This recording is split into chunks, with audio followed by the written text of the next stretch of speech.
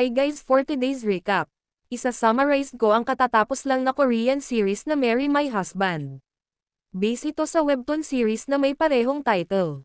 Magsisimula ang kwento natin sa bida ng ating kwento na si Kang Ji-won. Kasalukuyan siyang nasa ospital dahil may malala siyang sakit. Nung araw na iyon dinalaw siya ng best friend niyang si Sumin. Pinatatag nito ang loob niya upang wag sumuko at magpalakas pa. Habang kini-chemotherapy siya nag-flashback sa kanya ang buhay niya ng nakaraang 10 taon. Pagkatapos niyang ikasal sa boyfriend niyang si Min-hwan ay nagsimula ang pagsubok sa buhay niya. Sobrang stress sa mother-in-law niya dahil hindi niya mabigyan ng anak si Min-hwan.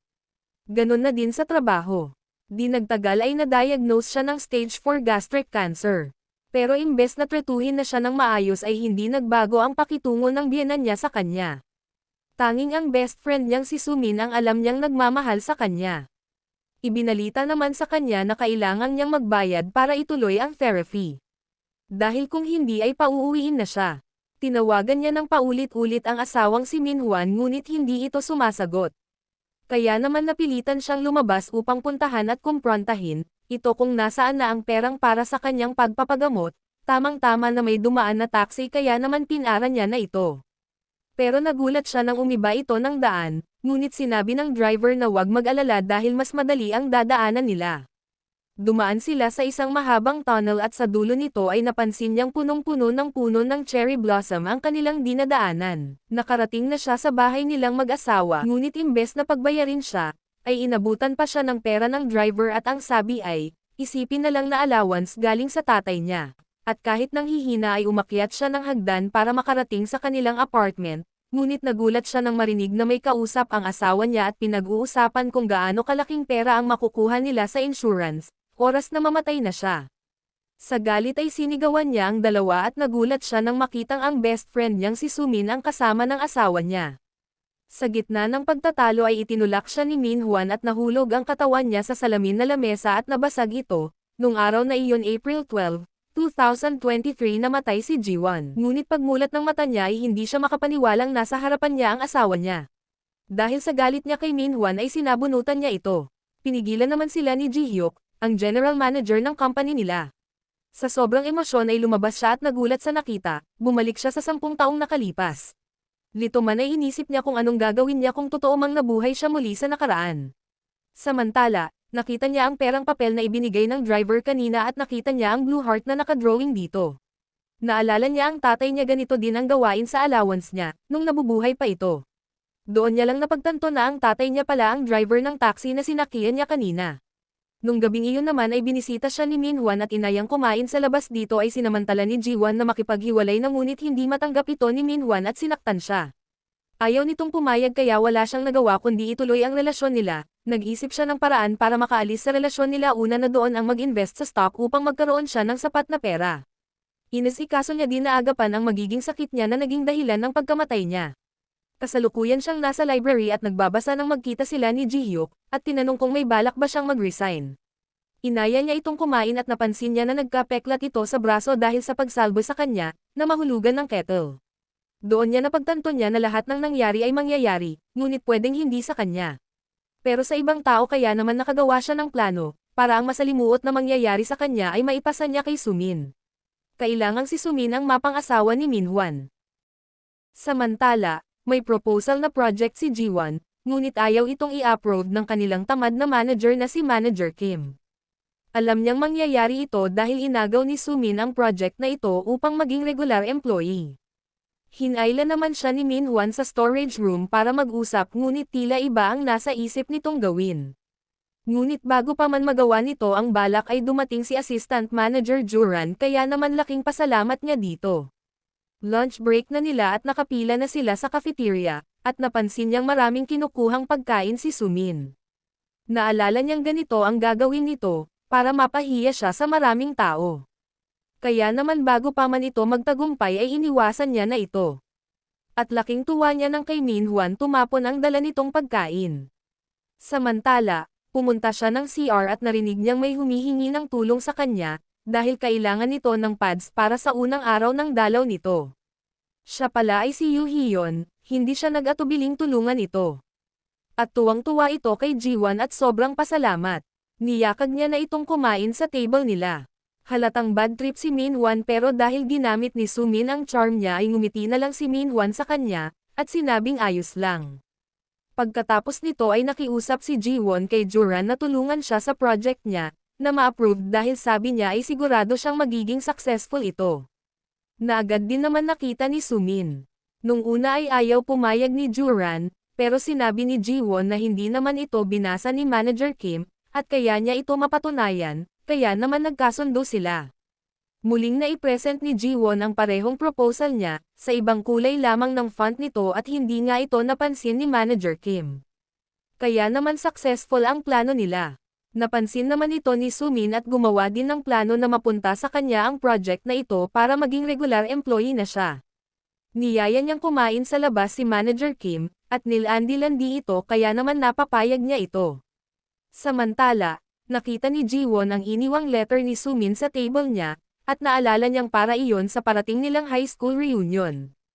Natatandaan niya ang mangyayari sa reunion na iyon, kung saan hindi sinabi ni Sumin na high school reunion pala yung pupuntahan nila. Nung nandoon na ay natakot siyang makihalubilo at nagstay na lang sa washroom. Habang na-message niya si Sumin na uuwi na siya, ay narinig niya ang mga bully niya noong high school na todo lay sa kanya. Nung palabas na siya ng company ay nagkasabay sila ni Jihyuk at pinansin nito ang hikaw na kasama sa sulat ni Sumin. Sinabi niyang peke ang hikaw na iyon at wag niyang gagamitin. Pag-uwi niya ng apartment niya ay nagulat siya nang madatnan si Minhwan at katatapos lang maligo. May balak ito sa kanya at hindi niya alam kung paano ito matatakasan. Tamang-tama naman na may nag-doorbell at delivery ito ng fried chicken. Nagkaroon ng pagkakataon si Jiwon na itulak palabas si Minhwan kaya nakaligtas siya sa balak nito. Samantala ang delivery guy pala ay kaibigan ni Jihyuk at sinadya nilang magkamali ito ng delivery para matulungan si Jiwon. Follow for part 2. Heto na ang part 2 nanograms Marry My Husband. Sa sunod na eksena makikita ang isang chef na busy sa kanyang ginagawa sa bagong bukas na restaurant. Ang chef na ito ay si Yunho. Maya-maya naman ay sinabihan siya na may naghahanap sa kanya. Nagulat siya nang makita niya si Jihyuk dahil hindi niya naman ito kilala. Nagpakilala sila sa isa't isa at tinanong siya ni Jihyuk kung pwede ba siyang umattend sa high school reunion nila. Pagkatapos ay bumalik ang eksena nung high school pa sila kung saan, galit niyang kinausap si Jiwon. At sinabihang wag na siyang kakausapin kahit kailan. Yun ang dahilan kung bakit hindi siya uma-attend ng reunion nila. Samantala hindi makapag-decide si Jiwon kung a-attend siya ng reunion nila. Sa araw ng reunion nila, masayang dumating si Sumin sa restaurant na nai-reserve nila. Halatang sikat si Sumin at Kasando ang lahat ng classmate nila. Isang araw bago ito ay lumabas si Jiwon kasama si Hyun. Habang tinitingnan niya ang katulad ng hikaw na iniregalo ni Sumin ay puno ng disappointment si Jiwon. Maya-maya ay dumating na si Hyun at nagulat si Jiwon. Dahil doon ay nahulog niya ang hikaw. Nakita ito ni Hyun at makikita ang pag-ayaw niya nang malamang galing yon kay Sumin. Talagang hindi ito gusto ni Hyun, sabay masayang ipinakita ang hikaw na suot niya, at hindi maitatangging authentic ito, at nang malaman ni Hyun na may reunion sila, dinala niya si Jiwon sa isang salon. Nagkaroon siya ng total makeover, at talaga namang napakaganda ni Jiwon. Hindi niya mapigil ang umiyak dahil parang nakatagpo na siya ng tunay na kaibigan sa katauhan ni Hyun. 수민아, 어디야? 길 못 찾겠으면 내가 데리러 나갈게. 벌써 왔어, 그치?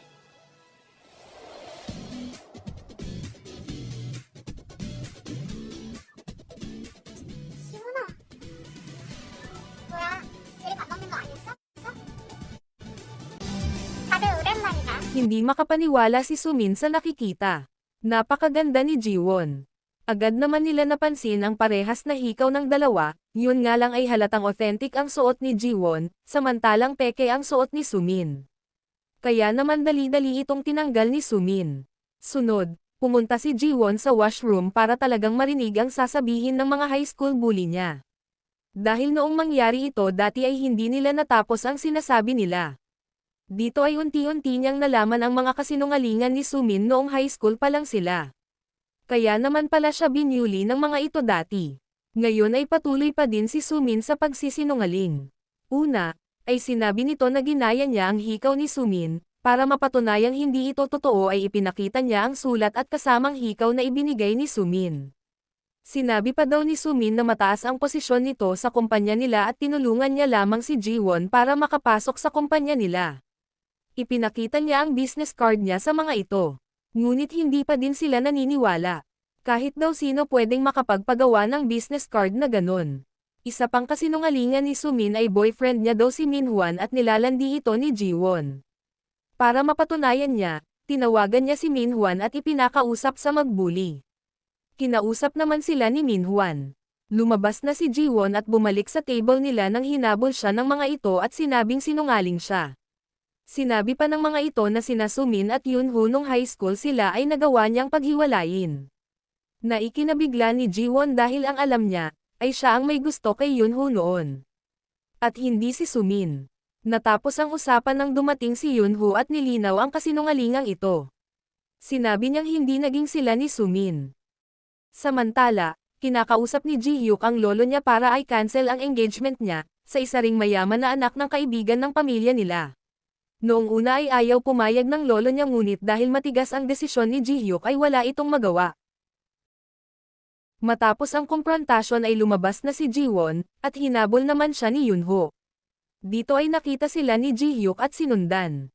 Sa wakas ay umamin si Yunho na gusto niya si Jiwon noon pang high school sila. Sa gilid ay nakatingin si Ji-hyuk at halatang nagseselos. Tinawagan niya si Jiwon at sinabing may urgent matter siya at kailangan niya si Jiwon. Bago umalis si Jiwon ay hiningi ni Yunho ang number niya na masaya namang ibinigay ni Jiwon. Habang nasa sasakyan ay nakita ni Ji-hyuk na napapangiti si Jiwon habang hawak ang kanyang cellphone. Dinala niya si Jiwon sa isa pang project ng kanilang kumpanya. Namangha si Jiwon dahil alam niyang magiging successful din ang project na ito sa mga susunod na taon. Dito ay nakita niya din ang brother-in-law ni Manager Kim, na kagaya nito ay mataas din ang tingin sa sarili. Siya ang director ng kumpanya nila at alam niyang sa susunod na taon ay matatanggal ito sa posisyon dahil sa isang iskandalo ng pananakit sa crew ng isang eroplano. Nung pauwi na sila ay nakita ni Jiwon si Minhwan na papunta sa apartment niya kaya, para makaiwas dito ay inaya niya munang magkape si Ji-hyuk. Alam niyang iniiwasan ni Jiwon si Minhwan.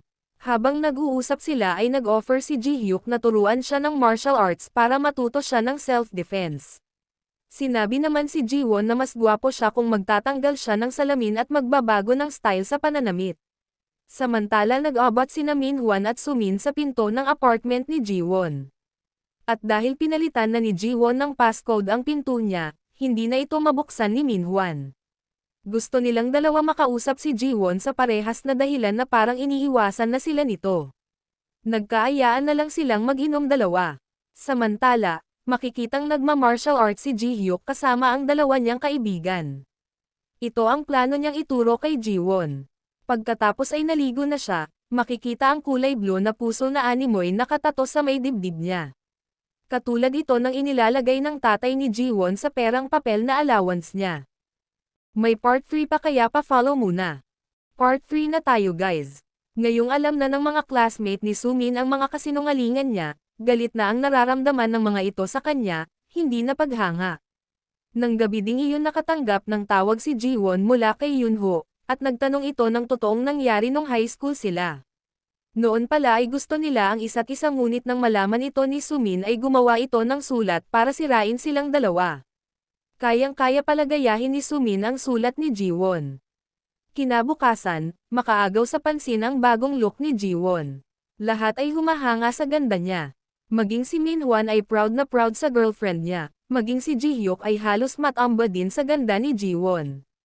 Napansin naman ni Juran na nagbago din ang pananamit ni Ji-hyuk at wala na itong suot na salamin, gaya ng naisuggest ni Jiwon. Nang pauwi na ay nakita ni Jiwon si Hyun na tuwang-tuwa dahil sa bago nitong biling gamit. Tuwang-tuwa naman siyang pinagmasdan ni Jiwon at tatawagan na sana niya nang makita niyang kasama nito si Ji-hyuk. At dahil dito ay akala niya may relasyon ang dalawa. Pero mali ang iniisip ni Jiwon, dahil si Hyun at Ji-hyuk ay magkapatid sa ama. Pareho silang apo ng may-ari ng kumpanya na pinagtatrabahuhan niya. Ngunit mas ginusto nilang walang makaalam nito. Nang mag-isa na si Jihyuk ay bumalik sa alaala niya ang nakaraan. Unang araw ng lamhay ni Jiwon nang mamatay ito noong 2023 ay nandoon siya para makiramay. Ngunit ng gabing iyon din ay hinuli ng mga pulis sina Minhwan at Sumin. Noon niya nalaman ang mga kasamaang ginawa ng dalawa kay Jiwon. Kaso wala na siyang magawa dahil patay na ang babaeng mahal niya. Ilang araw pagkatapos ng libing ni Jiwon nang pauwi na si Jihyuk, habang nagda-drive siya may dumaan na pusa na ikinagulat niya. Para maiwasan ito, bigla niyang nailiko ang sasakyan at naaksidente siya. Nang imulat niya ang mga mata niya ay bumalik na siya sa 10 taong nakalipas. Ngunit paano nga ba niya nakilala si Jiwon?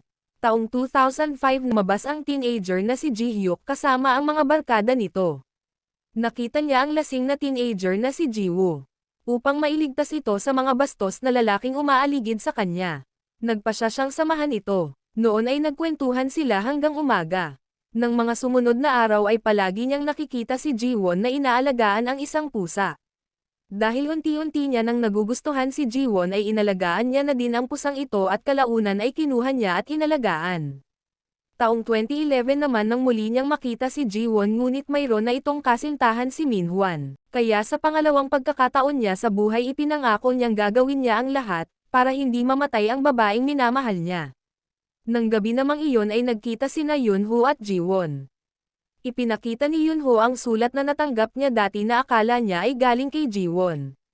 Sulat na si Sumin pala ang gumawa para paglayuan sila. Ngunit bago sila magpaalamanan ng gabing iyon ay nilinaw ni Jiwon na hindi sila pwede dahil may boyfriend siya. Malungkot man ay walang nagawa si Yunho. Samantala, pag-uwi ni Jiwon ay anabangan siya ni Minhwan na galit dahil ramdam niya ang pagbabago ni Jiwon sa kanya. Nauwi ito sa pisikal na pananakit ngunit bago pa man masaktan ng malala si Jiwon ay dumating na si Jihyuk para tulungan siya.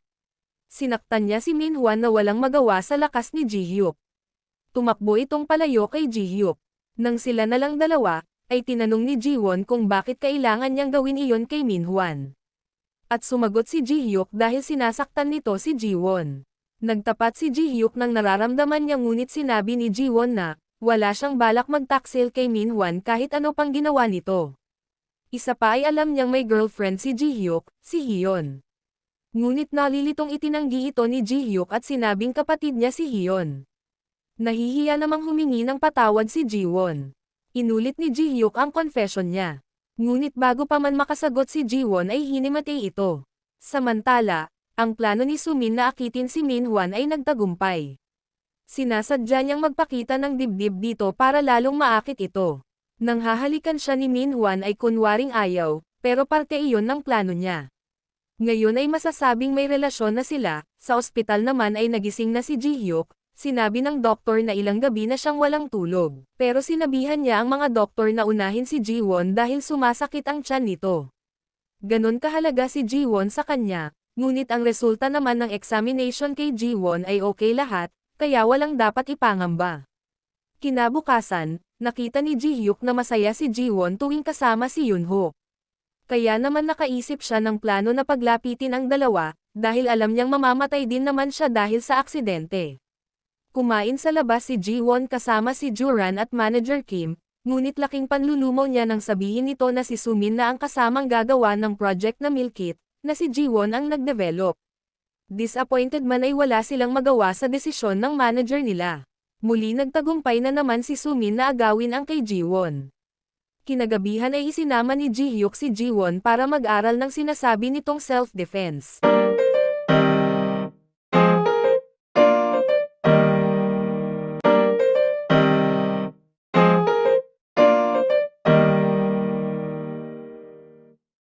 Nagsimula ang meal kit project ni Jiwon nang hindi siya kasama sa listahan ng nagmamanage nito. Naging successful ito, ngunit dumating din ang oras ng eskandalo ng director at dahil dito, natanggal ito. Nakaapekto din ito sa meal kit project nila at nang magtagal ay ipinahinto na ng kumpanya. Samantala, nasa rooftop si Jiwon, at masayang nakikinig ng mga kanta ng BTS. Dumating si Jihyuk at nag-usap sila. Bago umalis si Jihyuk ay di sinasadyang nahulog ang MP3 player ni Jiwon. Nakita ni Jihyuk na nakikinig ito sa BTS, At sinabing gusto niya din ang mga kanta nito.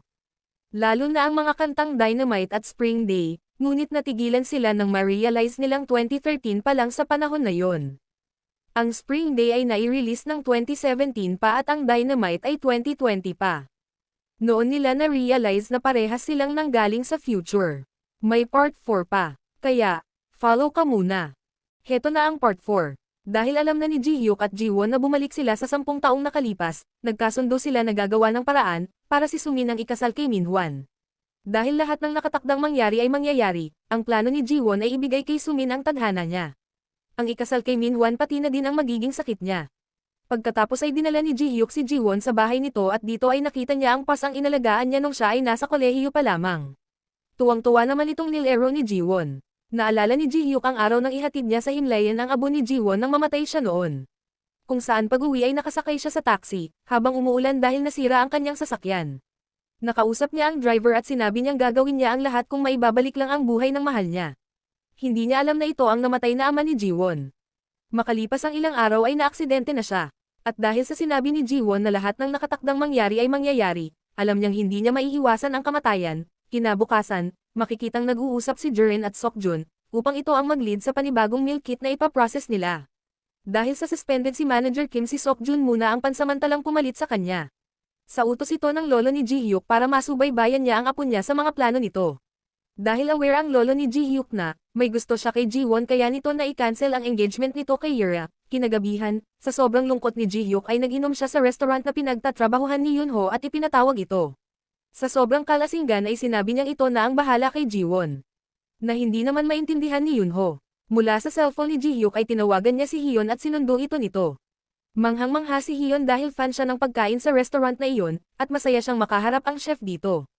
Kinabukasan ay kausap ni Ji-hyuk ang lolo niya at sinabing wag mag-alala dahil one-sided lang ang pag-ibig niya kay Ji-won. Sa office ay na-curious si Sumin kung anong pinagkakaabalahan ni Ji-won at nakita niya ang stock na ininvestin nito.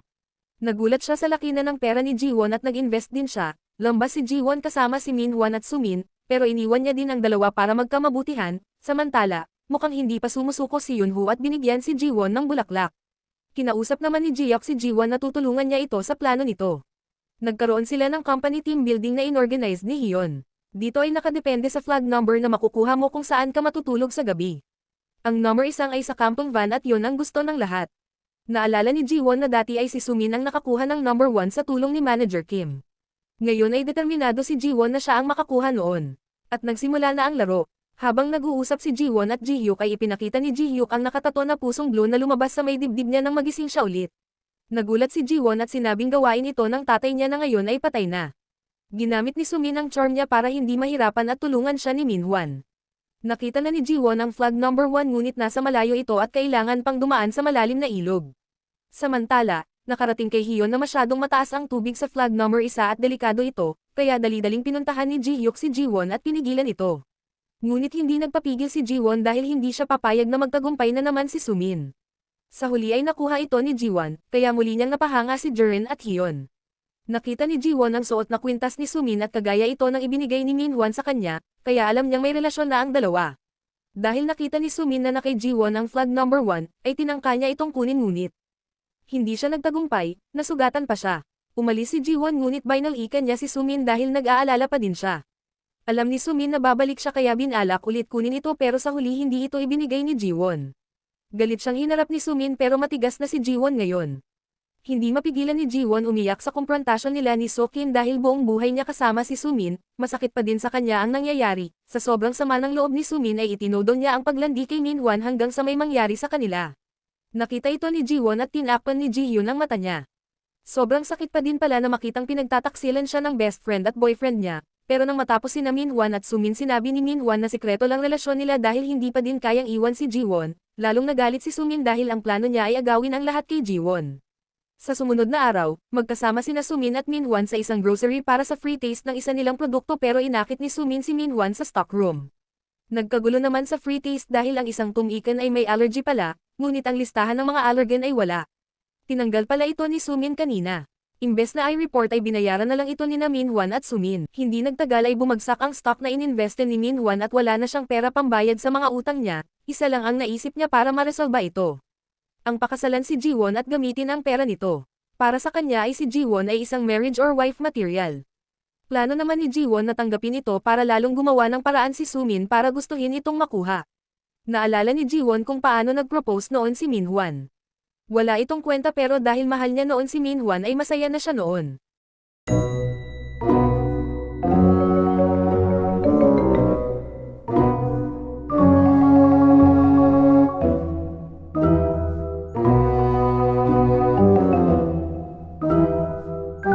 Ngayon ay kinikilabutan na siya. Kaya naman para mabigyan ng magandang proposal si Jiwon ay tinulungan ni Jihyuk si Minhwan.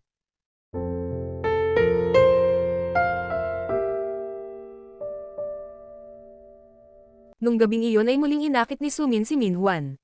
Nalaman naman ng lahat na engaged na sina Jiwon at Minhwan at lahat sila ay binabati sila, dumalaw naman si Sumin kay Jiwon at niregaluhan siya ng red shoes para sa engagement nito. Naalala ni Jiwon na ito ang suot ni Sumin noong mahuli niya ang dalawa bago siya mamatay, niyakag din ni Sumin si Jiwon sa cooking class kung saan makakasama niya ang nanay ni Minhwan, tulad ng pagkakilala niya dito, masama talaga ang ugali nito at mapagmataas. Ininas naman ito ni Jiwon sa galing niyang magluto, dahil naalala niya kung paano siya tretuhin nito noon na hindi siya marunong magluto, samantala, habang nasa office si Jiren tumawag ang anak niyang umiiyak kaya naman dali-dali siyang umuwi, kaso ay na-traffic siya. Nakita niya si Seokjun na nakamotor at nakiusap dito na isakay siya pauwi. Pagdating sa bahay ay, nakita niya ang anak na kumakain ng cup noodles. Ang asawa ni Jiren ay tamad at irresponsible. Makikita na sumasakit ang tiyan ni Jiren, maaaring lumipat kay Jiren ang tadhana ni Jiwon na sakit, dahil sa stress sa trabaho at sa asawa niya. Magsha-shopping pa sana sina Jiwon at Sumin nang dumating si Minhwan. Para lalong mabaon sa utang si Minhwan, ginastos niya ng ginastos ang credit card ni Minhwan na hindi makatanggi sa kanya. Habang nakaupo sila ay tumawag si Yunho kay Jiwon, nalaman naman ni Minhwan na chef ito, kaya nakiusap na doon na sa restaurant sila mag-usap ng pamilya niya para sa kasal nila. Humingi din ito ng discount at walang nagawa si Yunho kundi pumayag. Kinagabihan, ay nagkita sina Jiwon at Jihyuk na halatang nagkakamabutihan na. Sa araw ng pag-uusap habang busy ang magulang ni Minhwan, tumawag si Sumin at inakit na naman si Minhwan.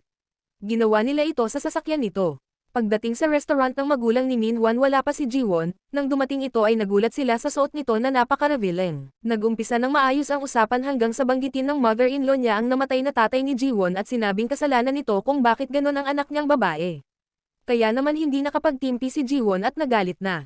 Tinawag niyang Ajuma ang nanay ni Minhwan at sinabing hindi na siya magpapakasal sa anak nito, pagkatapos ay umalis na. Sinundan ito ni Minhwan, at nang hawakan niya si Jiwon ay ginamit niya dito ang natutunan niya sa taekwondo, nakita ito ni Yunho at namangha. Hindi naman matanggap ni Minhwan ang nangyari at pinuntahan si Jiwon sa apartment nito ngunit iba na ang nakatira dito. Si Jiwon ay nakalipat na pala sa malapit na apartment ni Jihyuk at dinalaw siya ni Jihyuk at Hyun. May part 5 pa kaya? Follow ka na muna. Part 5 na. Naka-follow ka na ba? Kinabukasan, sa office nakita ni Minhwan na parating si Jiwon kaya naman sinugod niya ito ngunit galit ding lumapit si Jiwon kay Minhwan at sinampal ito. Gagantay sana si Minhwan ngunit pinigilan ito ni Jihyuk. Inilabas ni Jiwon ang pulang panty na sabi niya ay nakita niya sa sasakyan ni Minhwan. Noon ay naalala ni Minhwan ang ginawa nila sa sasakyan ni Sumin. Kaya nagulat ang lahat. Cheater daw si Minhwan kaya itinapon niya ang singsing na bigay nito na nabasag dahil peke pala ang brilyanteng nakalagay dito. Dahil sa komosayon, hindi nila napansin na nakabalik na si Manager Kim. Tinanong naman ni Hyun at Jiren kung okay lang si Jiwon, hindi nila alam na sobrang saya nito. Nag-usap naman sina Minhwan at Sumin sa labas, tungkol sa panty na naiwan nito sa sasakyan kaya sila na-booking. Narinig ni Manager Kim kaya nagalit ito at sinuntok si Minhwan. Narinig ng mga empleyado ang kumosayon kaya nalaman din nila na may relasyon nga ang dalawa. Ngayon ay laman na sila ng tsismisan sa kumpanya, tawag naman ng tawag si Sumin kay Jiwon pero hindi niya ito sinasagot. Nakarating naman kay Juran ang nangyaring insidente sa free taste nila, nung nakaraan at kinomprante niya si Minhwan. Kaya nalaman ng lahat na parehas silang wala ni Sumin nang mangyari ang insidente. Lalong lumakas ang ingay ng kataksilan nilang dalawa, si Sumin ay natanggal sa trabaho, at dahil hindi niya alam ang gagawin para malinis ang sarili niya gumawa siya ng sulat.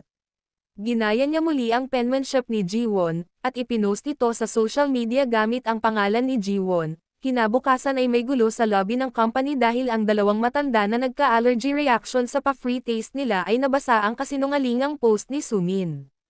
Sa galit ay pumunta sila sa company at hinanap si Jiwon. Nasample pa nga si Jiwon sa hindi niya naman ginawa. Tiningnan ni Jiwon ang post at alam niya na agad kung sino ang gumawa nito. Iniharap niya si Sumin sa mga ito at kahit itanggi ay may ebidensya si Jiwon na si Sumin nga ito dahil nakalogin pa ang account na iyon sa cellphone niya. Sa huli ay nalaman ng lahat na si Sumin nga ito, dati sa mga nangyari, naglasing si Minhwan. Maya-maya naman ay dinukot siya ng mga nakamask na lalaki. Sinisingil siya sa utang niya, sa takot ay wala siyang nagawa kundi sabihing gagawan niya ng paraan.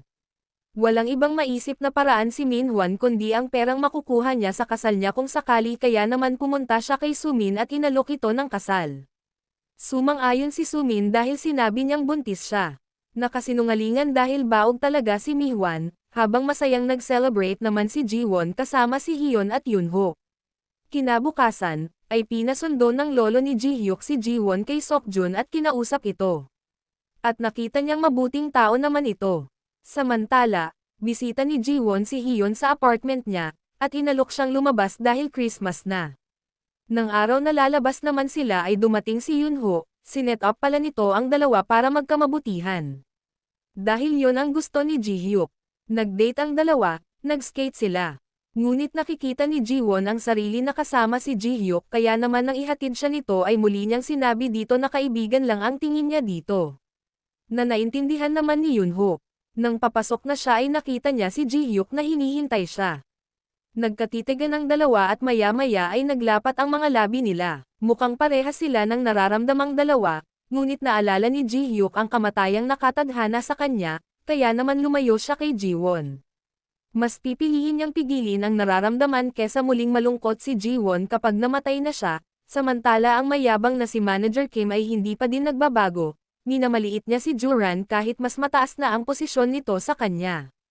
Pinagsabihan naman ni Jiwon at Hyun si Juran na kailangan niyang ipakita dito na mas mataas na siya. Ngunit naputol ang usapan nila dahil may tumawag kay Juran. Napansin naman ni Jiwon na parang may problema ito kaya tinanong niya ito. Ngunit tumangging magkwento si Juran, ang nabanggit niya ay may sakit si Jihyuk. Kaya naman pag-uwi ay nagluto siya ng lugaw para dito. Nakailang doorbell siya pero hindi ito binubuksan ni Jihyuk. Dahil sinabi naman nito ang passcode sa pinto nito ay binuksan niya yon at nagulat siya nang makitang hinang-hina si Jihyuk dahil sa lagnat. Dahil nagdedeliryo ay nasabi niya kay Jiwon na nagkita na sila dati. At muli naghalikan sila hindi nila pinigilan ang sarili nila ngayon. Samantala, pumunta si Hyun kay Yunho para ibigay ang tiket para makapag-date ulit sila ni Jiwon pero malungkot na sinabi nitong binasted na siya ni Jiwon. Sina Jihyuk at Jiwon ay opisyal ng magkasintahan, at nag-date sila sa tabing dagat, habang nagyayabang si Manager Kim ay pinagalitan siya ni Juran, na deserve nito. Kinagabihan, dahil na-promote si Juran, ay nagpakain sila sa restaurant ng magulang niya. Late dumating si Sokjun kaya nakita niya ang asawa ni Juran na may kasamang ibang babae at mukhang naghalikan. Disappointed naman si Sumin sa sobrang pangingialam ng nanay ni Minhwan.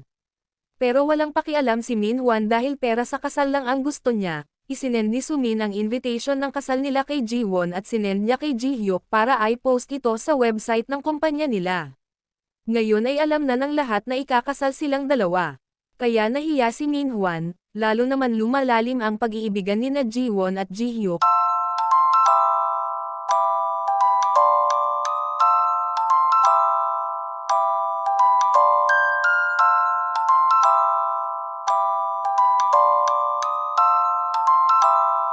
Dahil alam ng nanay ni Minhwan na buntis si Sumin, inaalagaan niya ito. Sa kasal ni Minhwan at Sumin, dumating sina Jihyuk at Jiwon na magkasama.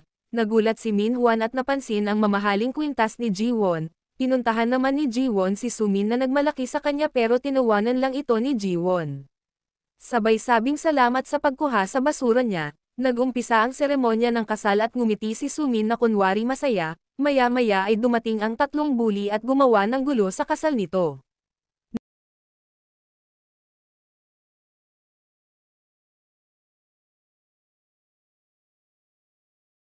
Nang palabas ay ngumiti ang mga ito kay Jiwon na parang sinasabing bawi nila dahil dito kaya nila siya binyuli. Samantala, nalaman na ni Juran na may cancer siya, at si Seokjun ang napagsabihan niya. Nang makauwi naman si Jihyun at Jiwon, nagulat sila sa bisitang makikita nila. Siya si Yuri, ang ex-fiancé ni Jihyuk. Hindi naman ito alam ni Jiwon kaya nagalit siya kay Jihyun. May part 6 pa. I-like mo na itong video, at mag-follow ka na. Marry My Husband Part 6. Flashback ng alaala ni Jiwon nung siya ay bata pa, nang magtaksil ang nanay niya at iwan sila ng tatay niya, nung makilala niya si Sumin at naging best friend niya. Nang makilala niya si Minhwan at naging masaya ang umpisa ng relasyon nila. Ngunit nauwi sa kalungkutan nang mamatay ang tatay niya at pagtaksilan siya ng 2 taong pinakamahalaga sa kanya. Ngayon tila hindi pa din siya magiging masaya. Akala niya ay natagpuan niya na ang tunay na pag-ibig, pero may dumating na si Siren na naman ng kaligayahan niya. Si Yura, ang dating fiancé ni Jihyuk, nasaktan si Jiwon dahil hindi niya alam na may fiancé pala ito, na iniwan para sa kanya. Kasunod nito ay tumawag si Hyun at sinabing may cancer si Juran. Napagtanto niyang kay Juran napunta ang sakit niya at natakot na mamatay din ito kagaya niya. Sinikap ni Jihyuk na magpaliwanag kay Jiwon, ngunit dahil sobrang nasaktan ay ayaw ito pakinggan ni Jiwon. Nakarating din kay Jihyuk na may cancer si Juran kaya ibinigay niya ang calling card ng isang doktor. Talagang pinaghandaan pala nito in case na magka-cancer si Jiwon. Nagkita si Yura at Jiwon, at binyantaan niya ito na layuan si Jihyuk dahil marami siyang kayang gawin. Pero hindi natakot si Jiwon at sinabing hiwalay na sila ni Jihyuk. Lalo naman nagalit si Yura dahil sa ugali nito. Samantala, nang gabing dadalhin na ng pamilya ni Juran siya sa ospital, ay nakita ni Seokjun na ang kabit ng asawa ni Juran ay ang mismong kaibigan nito. Bumisita si Yura sa lolo ni Jihyuk at doon ay nagkita sila ni Jihyuk. Habang naglalakad ay naalala ni Jihyuk kung gaano kasama si Yura dati, na lahat ng malink sa kanyang babae ay pinabubugbog nito, at ayaw niyang mangyari iyon kay Jiwon. Habang naglilinis naman si Sumin ng bahay ni Minhwan ay may nakita siyang mga litrato at papeles na nagpapatunay na si Jihyuk ay apo ng may-ari ng kumpanya nila. Doon niya na-realize na basurang itinapon niya nga si Minhwan sa kanya para piliin ang mas mayaman na lalaki. Sa inggit at galit niya ay tinawagan niya ang nanay ni Jiwon at sinabi dito na marami na itong pera. Agad naman nakipagkita ang nanay nito kay Jiwon. Masaya si Jiwon dahil nagkita sila at na-spoiled niya ito ng mga gamit at pagkain. Ngunit sa huli ay gusto lang pala nitong manghingi ng pera. Nagalit si Jiwon at umalis pagkatapos sabihing hinding-hindi ito makakahingi ng pera sa kanya. Alam niyang si Sumin ang may kagagawan nito, samantala, may tumawag kay Minhwan at si Yura pala ito, inalok siya na tulungan sa mga plano niya kina Jiwon at Jihyuk. Kay Yura pala galing ang mga papeles na nakuha ni Sumin nung nakaraan. Dahil sa mga nalaman, galit niyang hinarap si Jiwon. Tinanong kung totoong pinagpalit siya dahil mayaman si Jihyuk. Itanggi man ni Jiwon ay hindi naniwala si Minhwan kaya nakipagkita siya kay Yura at pumayag sa mga plano nito. Nakiusap si Jihyuk kay Seokjun na subaybayan si Jiwon dahil nag-aalala siya sa gagawin ni Yura. Umuwi si Minhwan na may dalang pera na pwede nila gamitin sa planong pagpatay kay Jiwon. Pinuntahan ni Sumin ang tatay niyang nagtaksil din sa nanay niya, at iniwan sila para sa nanay ni Jiwon. Inalok ng pera para patayin si Jiwon, at dahil baon ito sa utang ay pumayag ito. Nagkita muli si Minhwan at Yura. Maya-maya ay dumating si Jihyuk at inalok ang ownership ng isang kampanayan nila, basta tigilan na nito si Jiwon. Hindi ito pumayag at nang umalis ito ay bumalik si Yura sa kwarto kung saan nagtatago si Minhwan. Doon ay nagkaroon sila ng mainit na eksena. Napakaswerte naman ni Minhwan, laging may babaeng lumalapit. Ngunit para gamitin lang siya, haha, nang gabing iyon nalaman ni Jihyuk na nasira ang sasakyan ng sumusunod kay Jiwon para bantayan ito. Kaya siya na mismo ang pumunta kay Jiwon. Nalaman niya ang plano ni Yura na patayin si Jiwon kaya siya ang nasakripisyo para mailitas si Jiwon. Nang nasa ospital na ay narinig niya ang voicemail na iniwan ni Jihyuk at pinagtapat nito ang lahat. Namamatay siya sa aksidente ilang araw pagkatapos mamatay ni Jiwon noon. Dahil hindi nagtagumpay ang plano na patayin si Jiwon. Nagtago ang tatay ni Sumin at nanay ni Jiwon, at muling iniwan si Sumin na iyak ng iyak dahil iniwan na naman siya ng tatay niya. Maya-maya ay tumawag sa kanya si Jiwon, sabik siyang nakipagkita dito. Akala niya ay makikipag-ayos na ito sa kanya. Pero galit na galit sa kanya si Jiwon dahil alam niyang may kinalaman ito sa nangyari kay Jihyuk. Dito ay lumabas na ang lahat ng katotohanan, nung bata pa lang pala sila ay pinlano na ni Sumin ang pagkikita nila. Lahat ay ginawa niya para maging miserable si Jiwon, dahil inagaw ng nanay nito ang tatay niya. Kaya kay Jiwon siya gumaganti, samantala, nalaman na ni Juran na nagtataksil ang asawa niya at best friend.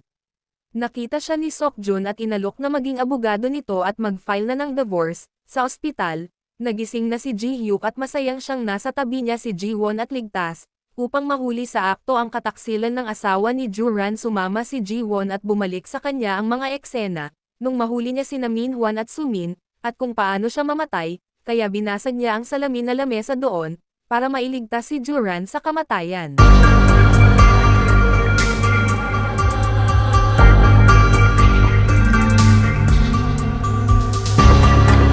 Dahil hindi nagtagumpay ang planong patayin si Jiwon, plano naman patayin ni Yura ang mga magulang nina Jiwon at Sumin. Ang assistant niya ay hindi pabor dito. Dahil sa mga hindi inaasahan na pangyayari, nagbago naman ang plano ni Jiwon. Ngayong kasal na sina Minhwan at Sumin, plano niyang siya naman ang magiging kabit. Para malaipat na talaga kay Sumin ang kapalaran niya. Nakiusap siya kay Ji-hyuk na payagan siyang isakatuparan ang plano, at nangako itong tutulungan siya. Nagpanggap si Jiwon na tinanggap ang perang inalok ng lolo ni Ji-hyuk para layuan niya ito, kaya naman, nagalit si Ji-hyuk sa kanya at nakipaghiwalay. Lumapit siya kay Minhwan at kunwaring gustong makipagbalikan dito. Ngayong may 8 bilyon na siyang pera, kaya naman natempt na naman si Minhwan kay Jiwon. Ngunit bago pa man niya may pagpatuloy ang plano ay nakipagtulungan ang secretary ni Yura sa kanila at sinabing may relasyon na sina Minhwan at Yura. Kaya naman hindi niya na kailangang gawin pang-akitin ito. Tuwang-tuwa si Jiwon, at hindi tinanggap ang imbitasyon ni Minhwan na lumabas. Dahil dito, nagalit si Minhwan, inakala nito na pinaglalaroan siya ni Jiwon. Sinakal niya ito at tinangkang patayin. Sa kabutihang palad ay dumating si Ji-hyuk at iniligaz siya. Last part na. Naka-follow ka na ba? Dahil nawawala ang tatay ni Sumin, pumunta siya kay Yura para takutin ito sa recording na hawak niya. Hindi naman ito ikinatuwa ni Yura, at sa galit niya, tinawagan niya si Minhwan para sabihin dito, ang ginawa ng asawa niya. Kalalabas lang ni Minhwan sa kulungan dahil sa ginawa niyang napapanakit kay Jiwon, problema na agad ang bumungad sa kanya. Tumawag din ang nanay niya at sinabing tanggal na siya sa trabaho at iniipit na bayaran ang loan niya sa company nila. Pati na din ang loan sharks na inutangan niya ay sinisingil na din siya. Pag-uwi ng bahay ay nagulat siya nang malaman na maraming pera si Sumin dahil sa investment niya sa stock. May nakita din siyang pera na nakatago na binawas nito sa perang ibinayad ni Yura sa magulang nila nang ipapatay si Jiwon. Samantala, nag-umpisa na ang bagong milk kit project ni na Jiwon, bilang si Yunho ang chef nito. Pumunta si Sumin kay Jiwon para kausapin ito, ngunit na-i-report niya ito sa mga guard at pinalabas siya ng company. Sinadya naman i-wrong send ang message na kunwari magkikita sila ni Minhwan, kaya naman, galit na sinundan ni Sumin si Jiwon. Ngunit nagulat siya nang ang makita sa kama ay si Yura at Minhwan. Dahil napuno na si Yura ay sinabihan niya na patayin ni Minhwan si Sumin. Sa isang tagong bahay, doon dinala si Sumin habang nakagapos. Umalis saglit si Minhwan, at pagbalik niya natanggal na ni Sumin ang gapos niya. Nagkagulo sila at nagkasakitan, sa huli na itulak ni Sumin si Minhwan sa salamin na lamesa. Gaya ng pagkamatay ni Jiwon noon, ganun namatay si Minhwan, hindi man inaasahan, dumalaw si Jiwon sa lamay nito. Makikita namang nalaman na ni Sumin ang bahay na tinitigilan ni Jiwon. Nang gabi ding iyon, habang kausap ni Yura ang lolo ni Ji-hyuk, dumating ang mga pulis para huliin siya. Akala niya ay napapatay niya na ang magulang ni na Jiwon at Sumin, ngunit nailigtas pala ito ni Ji-hyuk. At ngayon ay nagsumbong na ang mga ito sa pulis sa naging sabuatan nila. Ngayong may namatay na imbes na si Jiwon, naging successful ang operasyon ni Juran, sina Yunho at Hyun naman ay mukhang nagkakamabutihan na. Umamin si Hyun na gusto niya si Yunho. Mukhang welcome naman na si Jiwon sa pamilya ni Ji-hyuk na pati ang lolo nila ay tanggap na siya. Si Sumin ay bumili ng tila gasolina. Dahil lahat ng problema nila ay naresolba na, nagkaroon ng simpleng celebration sina Jiwon, Ji-hyuk, Yunho, Hyun, Juran at Sokjun, pagkatapos ay nagpaalam na sila pauwi. Nang mag-isa na lang si Jiwon, may nag-doorbell sa apartment niya. Maya-maya ay dumating si Sumin at ginamitan siya ng teaser. Sa sunod na eksena ay nakatali na ang mga kamay ni Jiwon. Ngunit imbes na matakot ay matapang siyang hinarap ni Jiwon. Plano niya pala talaga ito para mahuli si Sumin. Naglagay siya ng camera para malaman ni Ji-hyuk kapag pinagtangkaan na siya nito. Maya-maya ay dumating na si Ji-hyuk kasama ang mga pulis at hinuli si Sumin. Nang gabi ding iyon, pansamantalang nakalaya si Yura. Balak niyang tumakas at umalis ng bansa, ngunit nagdadalawang isip na ang sekretary niya sa mga plano niya. Kaya naman kinuha niya na lang ang susi dito at mag-isang nag-drive papuntang airport. Samantala, pagkatapos mag-shower ni Ji-hyuk ay napansin niyang nawala na ang blue heart tattoo niya. Habang nag-uusap naman sila ni Jiwon ay lumabas sa balita ang aksidenteng nangyari kay Yura. Ibig sabihin ang kamatayan dapat ni Ji-hyuk ay nalipat na kay Yura. Na-finalize na din ang divorce ni Juran at ng asawa nito at masaya siyang nai-celebrate ang unang araw ng pagiging single niya kasama si Hyun at Jiwon, sa bagong bukas na restaurant ni Yunho. Masayang nai-celebrate naman nina Jiwon at Ji-hyuk ang Christmas, lumabas sila at nag-propose si Jiwon ng kasal kay Ji-hyuk ngunit. Hindi parang galit na sumagot si Ji-hyuk, yun pala ay may plano na ito na siya ang mag-propose kay Jiwon. Na syempre ay tinanggap nito. Si Sumin naman ay ginawa ang nakaugaliang kasinungalingan kahit sa loob ng kulungan. Nung gabi ay nanaginip siya na dinalaw daw siya ni Minhwan at sinasabing ibigay ang pera ng insurance kay Jiwon, nang magising ay nagwala si Sumin at gustong lumabas ng kulungan. Ang sumunod na eksena ay ang napakagandang kasal nina Jiwon at Ji-hyuk.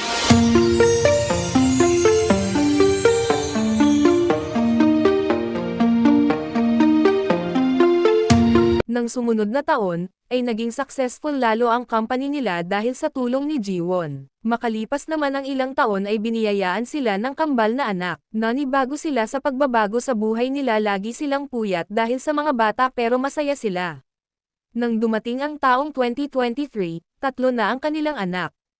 Nang araw ng dapat kamatayan ni Jiwon, pumunta sila sa isang gallery na puno ng cherry blossom tree at naiiyak na nagsabi si Jiwon para sa tatay niya na, finally, totoo na siyang masaya. Ito na ang end ng story. Ano ang gusto nyong i-recap ko sa susunod? Comment down below at see you sa susunod na recap. Annyeonghaseyo.